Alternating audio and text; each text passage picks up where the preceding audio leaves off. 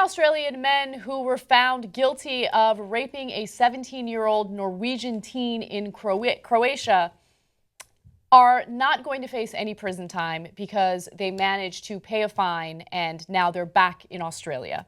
Let me give you the details on this. The three men are Djohan, 23 years old, Ashwin Kumar, 23 years old, and Waleed Latif, 21 years old, who are all from Melbourne, were originally given a 1-year prison sentence. However, this was immediately downgraded to a 5-year good behavior bond, meaning the men would not have to spend any time behind bars. Now, here's a picture of the classy gentlemen. Apparently, they were at a bar the night that this happened, and they were all drinking, including the 17-year-old girl.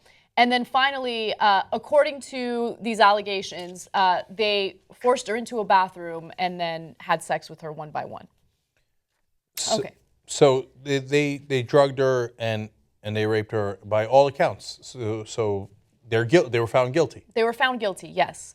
But in Croatia, and a lot of other countries, by the way, if the woman does not want to testify, that gives a lot of people, a lot of rapists, a get out of jail free card, right? And that's essentially what happened here. Apparently, she did not want to testify, and so as a result, they were able to pay her $22,000 and then just be done with it. So look, to be fair to the Croatian government, they're in a bit of a tough spot. She's from Norway. She's 17 years old. She went through this terrible, circumstance, incident, and then she wants to go back home. She doesn't want to come back and relive that nightmare over and over again as she has to testify and come back into Croatia. So she says, look, let me get this money and be done with it. So you feel for her. At the same time, it is a terrible idea to be able to buy justice. Yes. And so that is a precedent Croatia shouldn't want to set. No country should want to set.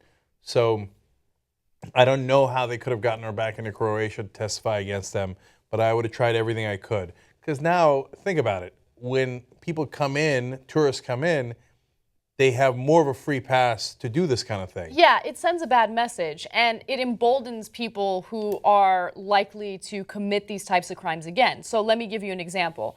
Now, Djohan is among them the worst, if you ask me. He's a bartender, a part-time model. He mentioned that he had an epiphany and heard a soft voice telling him while he was in Croatia that it was his duty in life to bed heavenly blessed beauties.